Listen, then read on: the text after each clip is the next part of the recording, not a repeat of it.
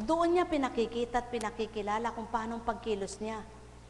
Kaya kung matibay na sa puso mo't isipan ang pagtitiwala at paniniwala mo sa Kanya, minsan dumaratal man yung bilang tao kang gustong gupuit agawin ng alalahanin, nandun pa rin ang tapang na ibinibigay niya. Sapagkat ang wika niya, ako'y ako noon pa man. Na kung magpahanggang ngayon ay ako pa rin sa iyo, titigibin mo ng galak ang puso mo at pananalig na matapat. Buhay ba ang Ama? Kaya,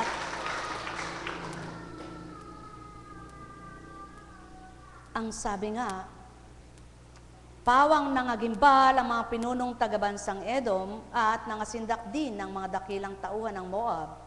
Lahat sa kana ay nasiraan ang loob. Iyaon ang pagpapatutuo ng Ama na ang ginagawa niya ay hindi kayang gawin ng tao. Kaya't kapag pinagtiwalaan ang magagawa niya, inaagaw ka man ang pag-aalala at takot. Pag sumikapan mong manaig ang pagtitiwala at pananalig, ipagkakaloob pa rin niya ang marapat. Nawa ang pag-iisa, tulad ng kinakasal na nag-iisang dibdib, ay maganap sa bawat anak ng Ama. Upang sa gayon, ang mahirap para sa lahat, maging magaan para sa Ama. Buhay ba ang Ama? Buhay ba ang Ama? Buhay ba ang Ama? Tapat ba ang Ama? Diyos nga ba siya? Hindi siya nakikita. May nakakita na ba sa Kanya sa inyo? Ngunit, may nakadama na ba sa Kanya? At ang tanong, kung ganang bilang tao at pagkatao mo, mawiwika mo ba ang mga binibigkas ng bibig mo na ginagamit ka ng Espiritu niya? Kung sasabihin mong, ikaw mismo yaon at ikaw lamang ang nakaalam nun, kaya't kung paanong mga ginamit kayo bilang tao, yung dinaratal sa bibig nyo, ay pagtiwalaan nyong ipangyayari at pangyayari ng Ama dahil sa pananampalataya nyo. Sapagkat hindi nyo ganang alam yan, batid, at wala kayong karunungan para sabihin nyo ang mga magaganda, mabubuti, at napaka-imposibleng mangyari sa kapwa nyo. Ngunit niloob ng Ama na mailabas sa bibig nyo, kaya't mithiin nyo, loobin nyo panaligang tapat ng matupad sa inyong lahat. Buhay ba ang Ama? Buhay ba ang Ama? Buhay nga ba ang Ama? Napakabuti po ng Ama, no po? Totoo po ba siya? Wagas po ba ang pagmamahal niya? Nararamdaman niyo po ba ang kanyang pagmamahal?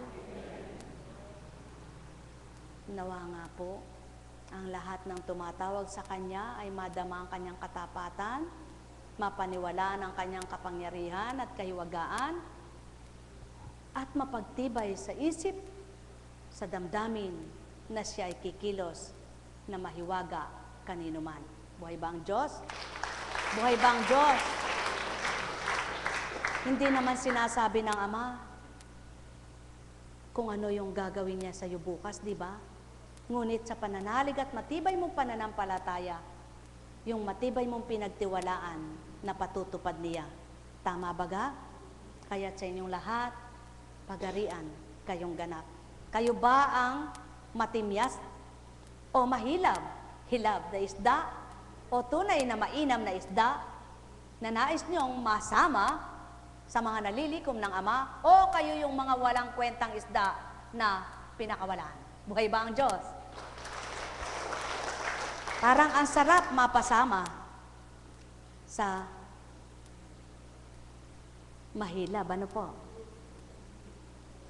Sadyang daranasin mo ng lahat sa paglilingkod mo. Makapagtataka nga. Tunay na kapagtataka. Ako po, ito ang tanong ko lamang, kung totoong mga hinirang ang mga hinirang, paanong nasasabi nila sa kapwa-tao nila na hindi naman totoo, yung hindi totoo? Katulad halimbawa, ay, nagpunta eka dito yan, hindi pinapasok, hindi eka nakapasok kasi may sungay siya, demonyo siya. Alam niyo po, ang banal na espiritong nag-akay sa akin, nagturo sa akin, kaya ako naglilingkod, kailanman wala pa siyang sinabihan na masama. Kahit na ang mga nagtutungo rito ay manggagamot, batid na lahat, batid ko ng lahat at tinuran, maging kaharap, Mali-mali ng ginagawa, nagpapabayad, etc., etc. Subalit, ni minsan hindi sinabing, ikaw, sinungaling ka, hindi ka totoo. Subalit, katakataka, sino kaya? Kaya walang pagkabula ang nasa banal na aklat kung ang isang Kristo ay katapatan at katotohanan ng sinasabi, ang mga ginawa na pagsabihan pang prinsipe ng mga demonyo, ang isang apukunsin pa kaya. Kaya mga mahal, panahon na. Kahit 10 beses ka pang sabihin na may sungay, ang Ama, sumusukat siya, tumititig sa ginagawa ng kanyang mga anak. Ang tanong, may bayad ba't nagpapabayad ba ang anak ng Diyos na lingkod? Ngunit, hindi man siya nagpapabayad at wala man siyang bayad, ang Ama ang nagbibigay ng karapatan para kumain sila ng matiwasay, mamuhay sila ng payapa, mabusog sila tulad ng kapwa nila na bubusog, kumain sila ng makakain ng kapwa nila, sapagkat ang Ama, wala mang nagbibigay sa mga pinaglingkuran sa araw na ito, ginamot ka, ginamot ka, ginamot ka, isang araw magsusugo siya sa mga nakinabang, sa mga nagbigay pagpapala ay Ama rin, sa mga salitang ibinigay at binigkas sa bibig mo para gamitin ka, na hindi mo namamalayan, sinusurpresa ka, binibigyan kang karapatang aliwin ng Ama upang patotohanan niya, anak, may karapatan kang makinabang sa mga pagpapala ng iyong kapwa na sa pamamaraan ko at kaparaanan ko doon naganap ito. Kung ang isang lingkod, tamang sinabi ng Ama, binigay ko ng libre, pamahagi mo ng libre, at lingkod na lang ng lingkod, sinuko ang lahat sa buhay ay sinuko, pagkatapos wala mang magmamahal, magpapadama ng pagmamahal, at wala mang magbibigay ni isang singkunduleng, aba, hindi Diyos ang nangusap sa iyo. Buhay ba ang Diyos?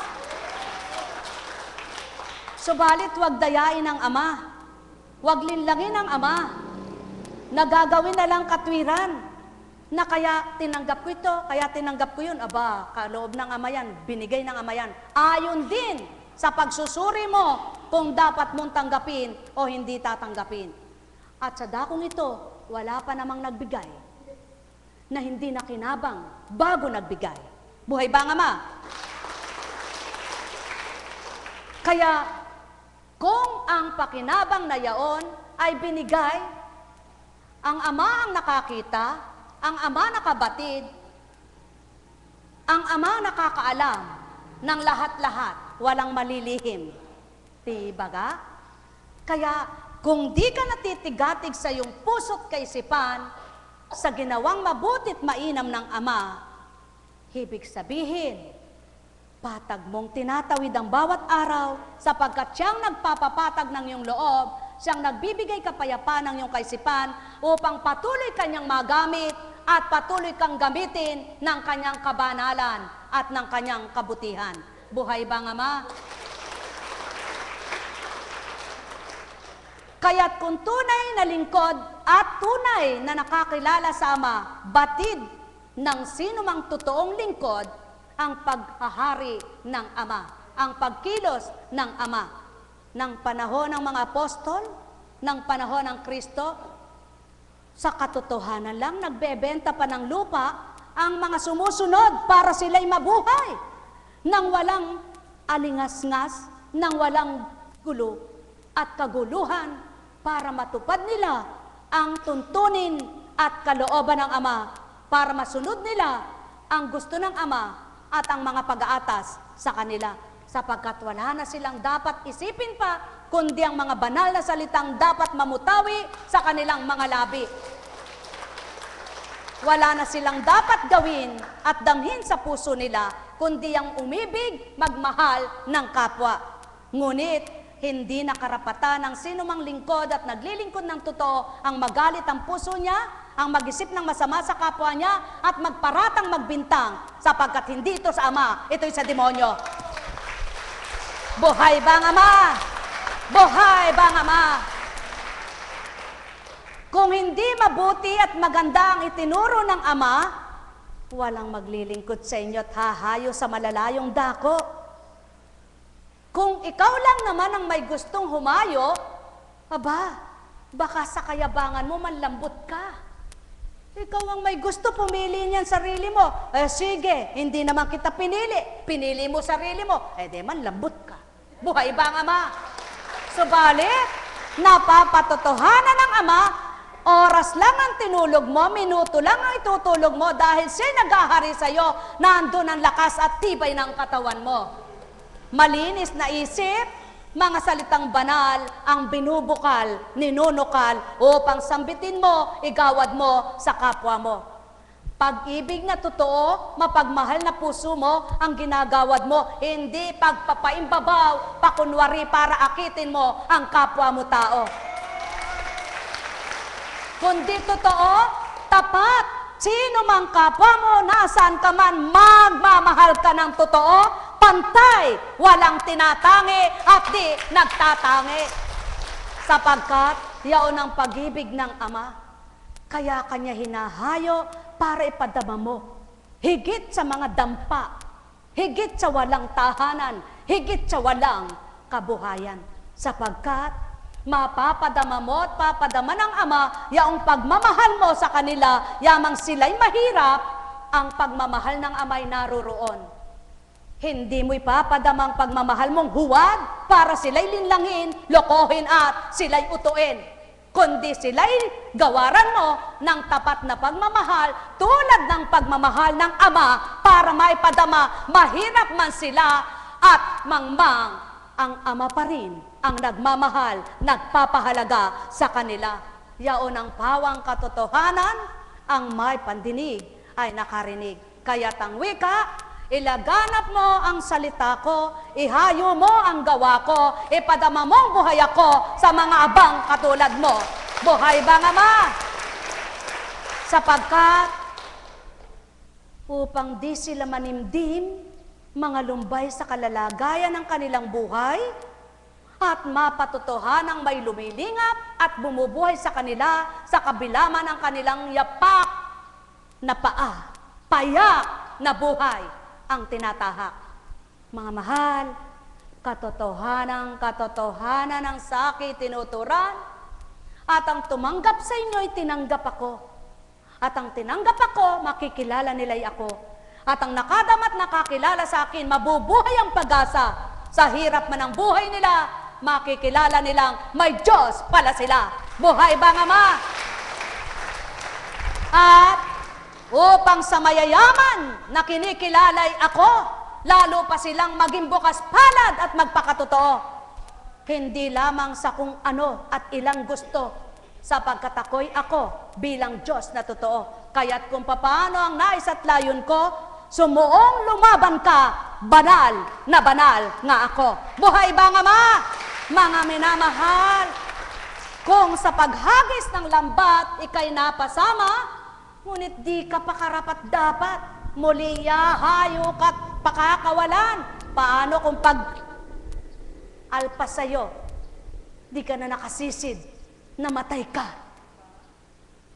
Yan ang alalahanin nyo, sapagkat ang buhay ay di kayo ang may-ari at may hawak, kundi kung sinong lumilikom at kung sino nagtatapon, kung sino ang papatay, walang dilit iba, Diyos na di nakikita. Buhay ba nga Ama? Buhay ba nga Ama? Katotohanan mga mahal, hindi lahat ay binigya't sinidla ng kaisipan para iluwal at idatal ang mainam na aral. Subalit wala man sa iyong kaisipang sarili yaan, kung nanamnamit mo, tatanggapin mo nga may buhay, mapagbabago ka rin Ama at puso mo'y gagawin niyang mainam ang pandama at marunong magmahal. Mahal na mahal ko kayo, tuwiran kong tinuturan, mahal na mahal ko kayo. Nekkarameneyahanam, nekkarameneyahanam, nekkarameneyahanam. Alalaumbaga, sumainyo ang kapayapaan. Buhay ba nga Ama? Buhay ba nga Ama?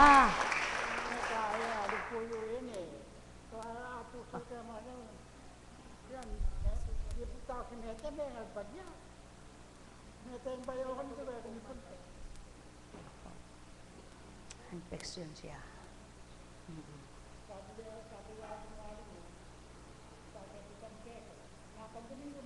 Pakisabi mo kaya, no? Pakisabi mo sa kanya habang nangungusap, di pa yun si Kunching.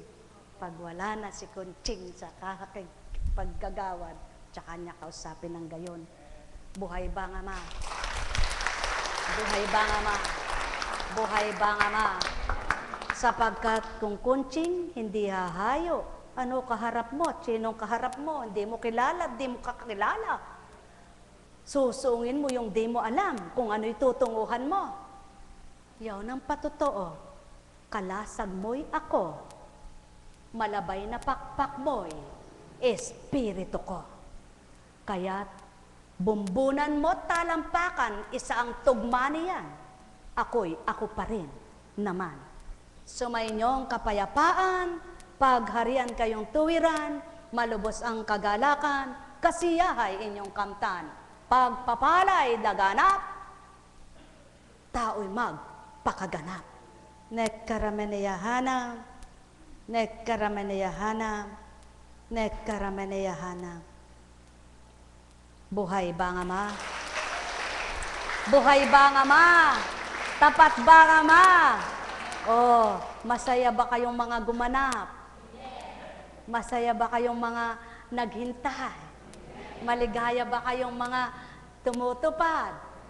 Mga kapatid, kumbaga, tayo'y mga manggagawa lang po lahat. Walang isa mang perfect ang buhay sa atin. Walang isa mang perfect ang isip sa atin. Walang perfect isa man sa atin. Ang Diyos lamang natin sinusundan, na sa atin ay nagmamahal at bumuhay, ang siyang perpekto sa lahat. Buhay ba nga ma?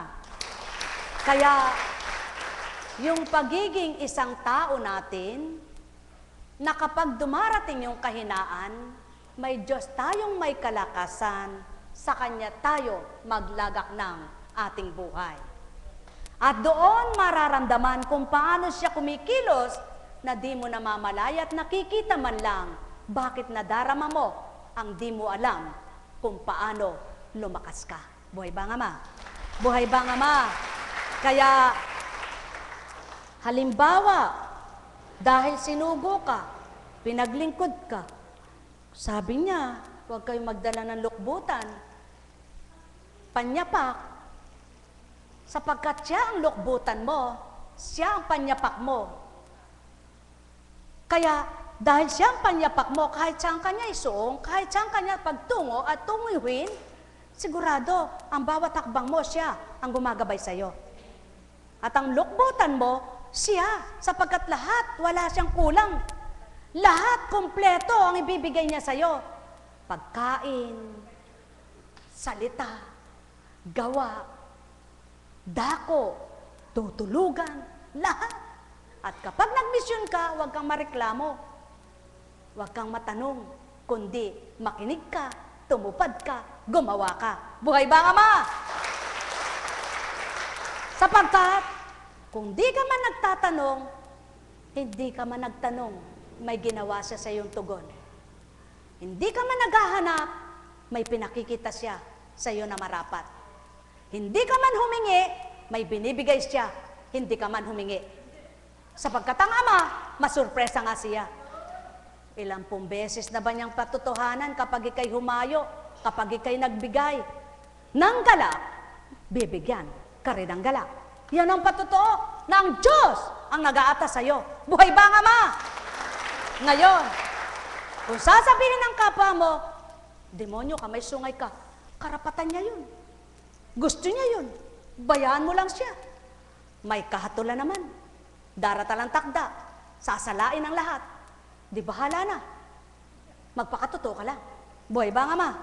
Alam kong may magagawa ang Ama. Alam kong may magagawa ang Ama. Pagkat winika niya, manahalik ka na,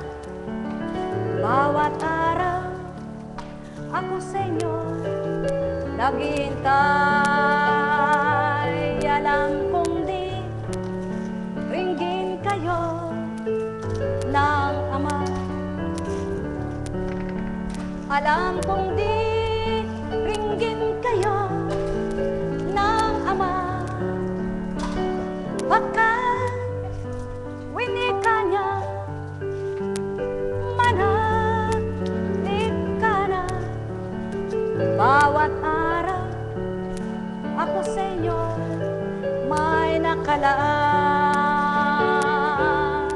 Mayroong magandang mangyayari sa inyo, aking mga minamahal. Mayroong magandang mangyayari sa inyo.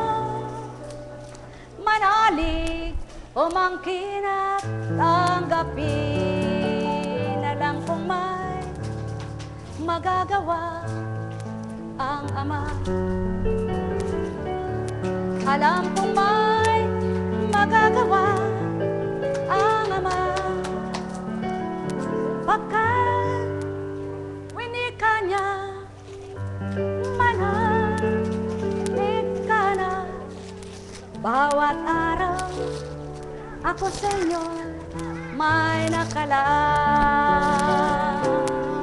Mayroong magandang mangyayari sa inyo, aking mga minamahal. Mayroong magandang mangyayari sa inyo. Halik, umangkin at tanggapin. Alam kong may magagawa ang Ama. Alam kong may magagawa ang Ama. Pagkat winika niya, manahig ka na. Bawat araw ako sa inyo may nakalaan. Mayroong magandang mangyayari sa inyo, aking mga minamahal. Mayroong magandang mangyayari sa inyo. Manalig, umangkin at tanggapin. Alam kong may magagawa ang Ama. Alam kong may magagawa ang Ama. Pagkat winika niya, manahig ka na. Bawat araw ako sa inyo may nakalaan. Mayroong magandang mangyayari sa inyo, aking mga minamahal. Mayroong magandang mangyayari sa inyo. Manalig, umangkin at tanggapin.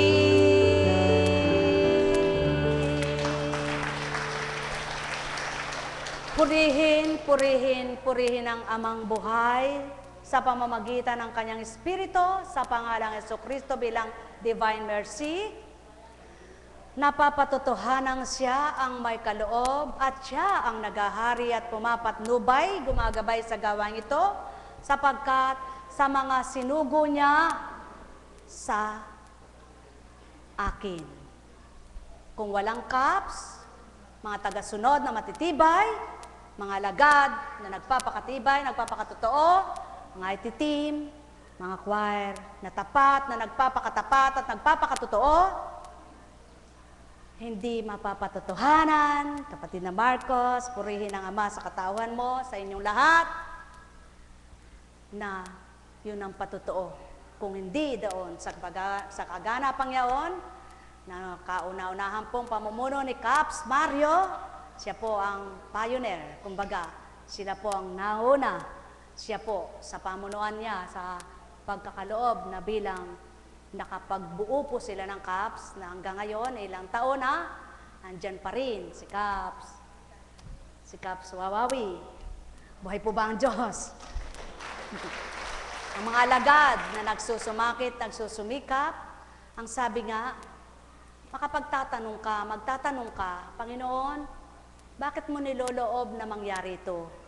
Halimbawa, may naganap sa buhay ninyo na hindi nyo gusto, itatanong mo, ano pa ba ang kulang? Saan pa ako nagkamali?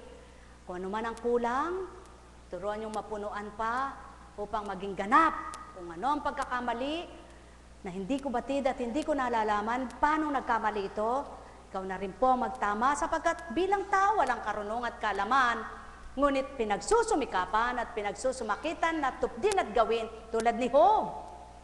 Ang tanong, dahil yung mga kaibigan niya kung ano-ano mga pinagsasabi, di po ba?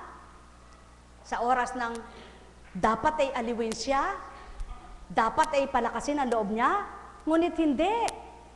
Hindi pampalakas ng loob ang binigay, hindi pampapatibay.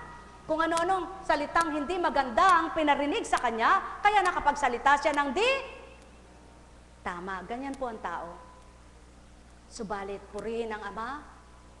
Alam naman niya ang lahat, nakikita niya ang lahat, naririnig niya ang lahat, walang malilim sa kanya.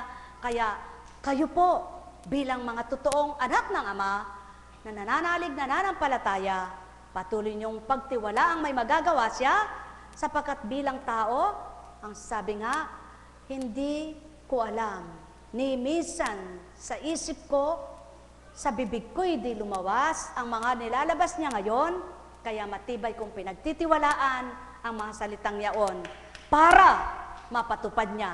Dahil kung ako mismo pinagmumulan nito, ako mismo ang manghihina ang loob at mawawala ng pag-asa para ko nang sinabing, nagpadaya ako.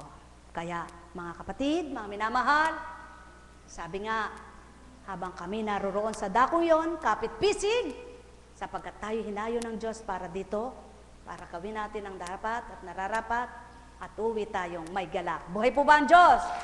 Buhay po ba ang Diyos? Kaya sa inyo pong lahat, laging may bukas pa. Sapagkat hindi pwedeng tutulan, hindi pwedeng urungan. Kapag sinabi mo, gawin mo. Tama ba? Tinanguan mo ay Diyos, hindi tao. Kaya huwag kang magreklamo, hindi ko muna itutuloy yung mission doon kasi dumating ako anong oras eh. Ay, pupuspon ko muna kasi ganito oras kami dumating magpapahinga muna ako. Huwag, sapagkat sabi ng Ama, ang kapahingahan mo'y ako, ang kalakasan mo'y ako rin. Ang buhay mo'y ako, kaya't ako pa rin ang siglat lakas mo habang nabubuhay ka. Buhay ba ang Diyos? Kaya may bukas pa sa inyong buhay. Sa tuwina'y magalak at huwag manimdim, puso nyo't isip sama ilaga.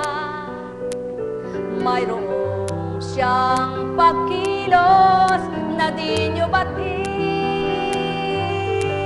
Gumaganap siyang lubos na di makikita, di makikita, walang makakakita ni isa mang mga mata. Subalit mahiwaga, dakila siya sa lahat.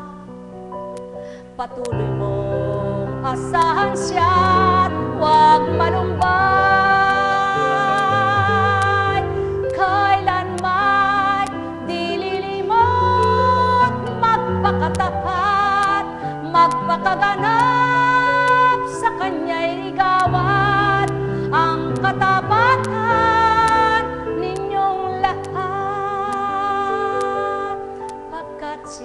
Ama.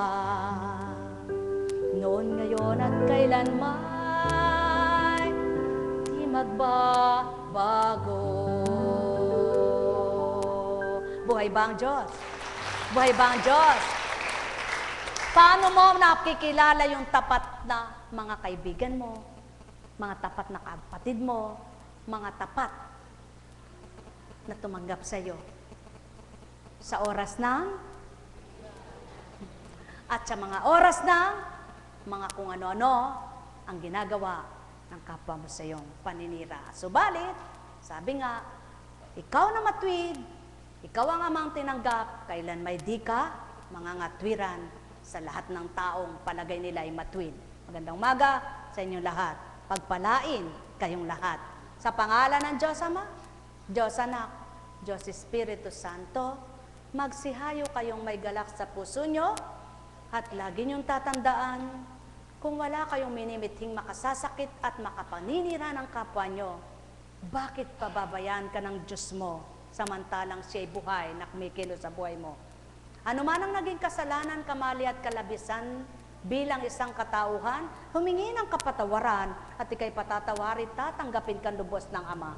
Kaya't kung ano man ang kamalian para sa unang buhay, pilitit pag sumakitang wag nang magkamali pa.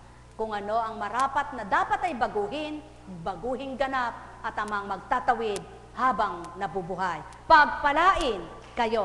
Tayo na, may bukas pa. May mission po, mga minamahal.